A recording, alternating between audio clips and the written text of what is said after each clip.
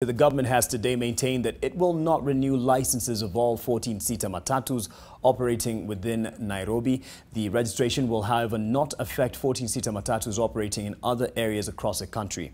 There are plans to introduce high-capacity buses in Nairobi, a move aimed at easing congestion in the city.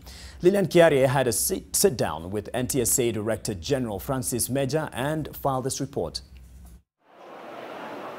Reports of failure to renew the licenses of 14-seater matatus had created jitters among operators across the country, with some leaders coming out openly to oppose the move. Sisi hatujui Meja ametoa hiyo mambo yake wapi?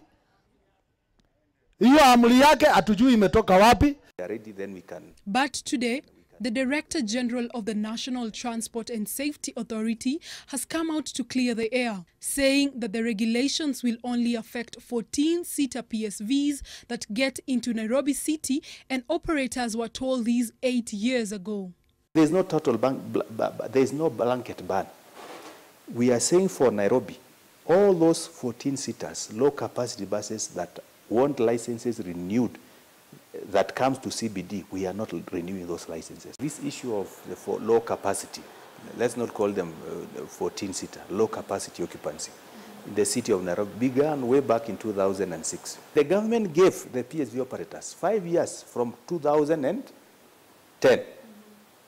And there was a legal notice that was published thereafter to say after the expiry of this 5 years period, there will be no renewal of new PSVs, low capacity, that will be, licenses will not be renewed in urban areas.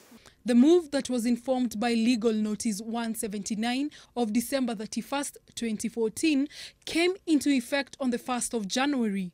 NTSA has only extended protection of the order to 24 SACCOs that obtained temporary court orders stopping the regulator from denying them licenses. So, what is the authority planning for those already operating these vehicles? If we want an efficient public transport system, we must move towards high occupancy buses. Not even just the BRT, even light trains. The congestion we see in this city, we must move towards mass rapid transport. To access the central business district, commuters will need to make a stop and board a high-capacity bus. We have now gone through a new whole cycle of public participation. We have finished that process now, so we are compiling our reports and we shall submit it again to Parliament. Meja insists that the move will not be as significant as the authority has not been registering such matatus accessing Nairobi City since 2010. There are not many, because no new entrants have come in since 2010. Further, with cases of accidents caused by elderly drivers on the rise, the authority is now in the process of introducing new regulations that will see, among other issues, a cap on the age limit of drivers put in place. Majority of Kenyans rely on the more than 37,000 14-seater matatus to commute on a daily basis.